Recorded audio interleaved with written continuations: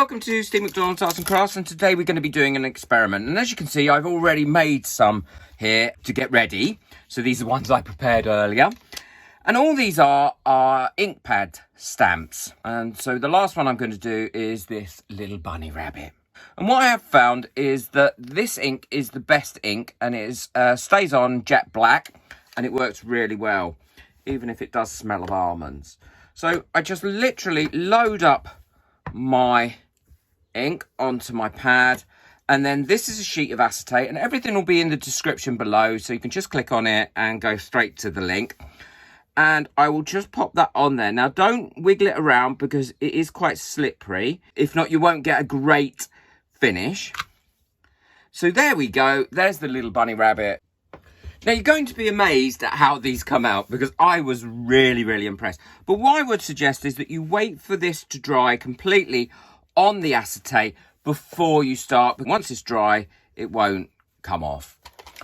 I'm going to be using Copic markers for the first one, but I am also going to experiment with some acrylic paint, some normal alcohol inks, and some mica powder, because I think that is things that hopefully will work. I'm not sure about the acrylic paint. I don't think that one's going to come out. We'll see at the end, and I'll also do a little project of how to use these. If you go over the black too much with the Copic markers, because they're an alcohol ink, it will remove the black. So try and colour these in as close to the edge without actually going over the edge too much. Although once they are dry, they do tend to be quite permanent.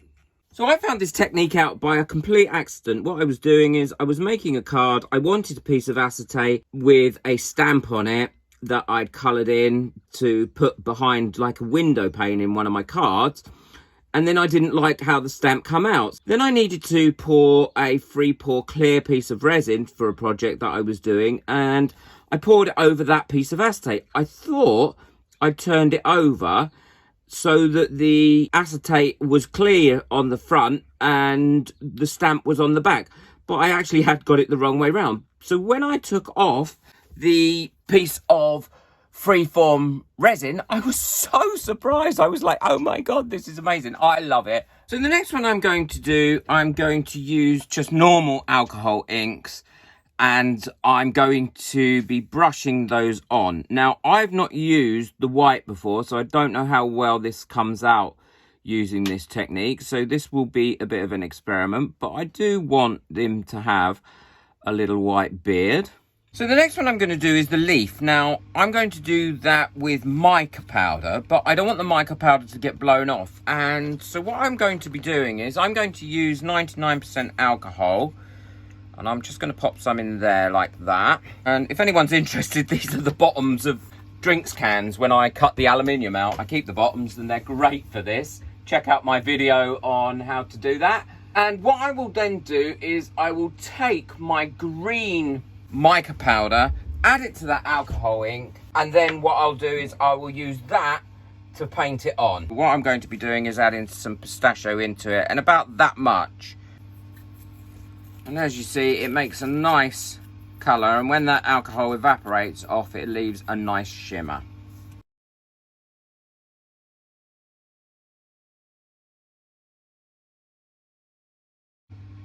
So the next one I'm going to try is ultra fine glitter, using the same technique as I just did with the mica powder.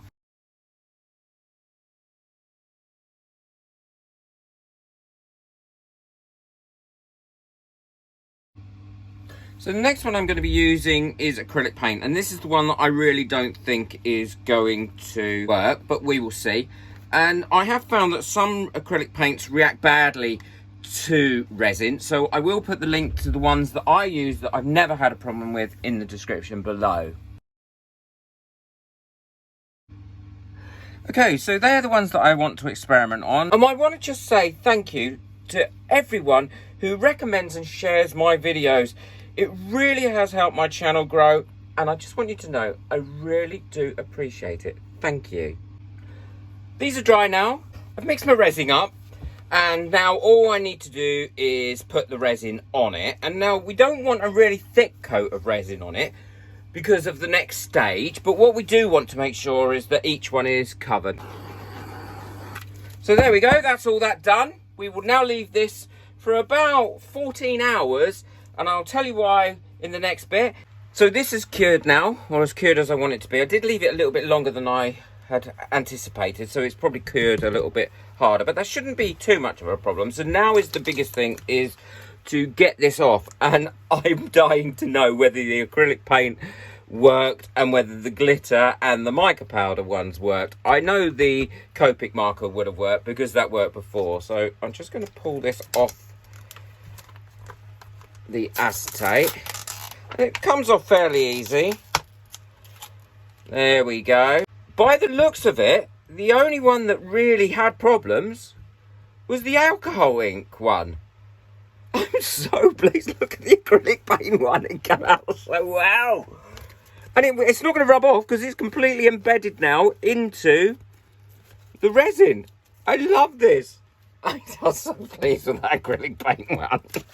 I'm disappointed in the alcohol ink one, although the white came off. I'm really pleased with that on the beard and the rose. See what I mean about sometimes it does bleach a bit of the colours. The mica powder one has come out beautiful. I'm so pleased with this. Anyway, I must stop keep going on about how pleased I am with it. So what I now use these for is I'll use them for cards, I'll use them for lots of different things, but I'll also put them in resin casts. So, for instance, like the acrylic paint, well, normally I don't do it on a full sheet either, when I've done it with the alcohol inks. The Copic marker ones really do come out lovely. So what I do is I just cut through them like that, okay. And then, obviously I don't want it a bit on there that says acrylic paint. And then I will just cut around them. This is called fussy cutting, I believe. And because, and this is what I was saying earlier, because I've not left it the full 24 hours, this is still fairly soft and easy to cut through. So there we go. So what I'll do is I'll go round, I'll cut all the rest out, and then we'll come back. These are finished, and don't forget, you can use these for lots of different things. You could even use them as magnets and put magnets on and put them on cards. I'd love to know what you're going to use them for, or what you suggest I use them for, politely please. But what I am going to do is I am going to cast some in here. I'm going to make a little scene, and I'm quite good at making scenes, like this, with a butterfly probably coming up there as well. So this is cured now and ready for the next coat. And before I put these in, I am working backwards because I'm going to put a coloured backing on this as well. So I want these to be in the reverse that I want. Now, how I do this is I normally put quite a thin layer on to start with, like so, and get that moving around into everywhere. And I'll show you why. Firstly, I will get the bubbles out of that first as well.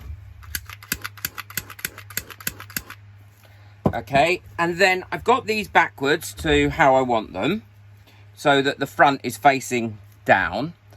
And I'm just going to pop that one in there. Okay, and what I do is I move them around quite a lot to start with, because what I find is that helps remove any bubbles and stops them from floating to the top. And with my gloves on, I just push any bubbles that are there to the edge as well. All right. So there we go. So that one's in. And then I'll do the same with the little man.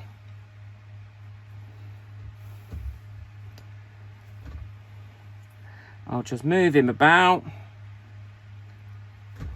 push any bubbles out that are in there from underneath, and then hopefully, because there's no bubbles underneath it, it isn't likely to float to the top because the bubbles aren't moving it to the top. So there he is, near his little house. And again, I will do the same with the butterfly. I'll just move it around a little bit. And this works just as well with stickers, photographs, or anything like that. There we go. So that's now hopefully sorted that out. I'm just going to give that a quick burst and burst any of those bubbles that have come up. You should never use a torch with your silicone moulds. Honestly, it really is not a good idea. I should so know better. And then what I'm going to do is just pour on the top the remainder of the resin, leaving a gap between the resin and the rim of the actual mould itself, so that I can pour a back on once it's cured. I can take it out, that'll level off the back, and it'll also finish off the piece. And hopefully these aren't going to float up. And what should also happen is that resin, that these little, I don't know what to call them, stickers, pictures or whatever, should really almost disappear into this resin. You shouldn't see the edges of them because it's clear. So that's left quite a nice gap for me. That's perfect. And then what I will do is I will just keep an eye on that for the next 5 minutes. Now what I am going to do in the meantime is I'm just going to dome these two little fellas, because I'm going to turn them into a piece of jewellery. So I just want to have some fun with them. So I'm going to dome these, and then we'll come back to these once these have cured as well. Well, this is cured now, so we can take it out and have a look. Hopefully it's come out well. And there we go. And it makes a real difference mixing it and trying to avoid bubbles. I think that's come out really nice. I like that. And I've actually decided that I'm not going to put a dark backing on it, because I think it looks nice from both sides. So whichever way you look at it, it's going to look nice. And additionally, what I've done is I've made some other bits as well with them to show how versatile they are. I've made some Christmassy earrings, and if you want to know how I make these backs and how I do this, I do have a video on it. I will put it in the link in the description and to tap on in this video. I love how those have come out. I think they're really quite cute, so they can go there. I've made a Christmas tag for a present. I like the leaf. I love the way the leaf comes out, but also somebody can hang that on their tree once they've undone their present. And the other thing I did was I made a card, and I used the glitter balloons on the front. It's just a simple card, happy birthday, with the glitter balloons on the front and the little cupcake inside for when I write happy birthday. So they're very versatile, and the great thing about them is because the actual colourant goes straight into the resin, it's never going to rub off or move. It's fabulous. I love it. So I hope you've enjoyed this project as much as I have. I have had a great deal of fun with this, and I know that I will be making more stuff like this going forward. If you've enjoyed this video, please hit the like button and the subscribe button. Let me know in the comments what you're going to do with this great idea and technique. And I've just become a Patreon member as well. So if you'd like to help and show your appreciation and support this channel, please check out my Patreon link below. There's extra information on there and tips and tricks and things. I would really appreciate it. Help support this channel. Thank you very much indeed. Take good care of yourself. Enjoy your resin. Bye.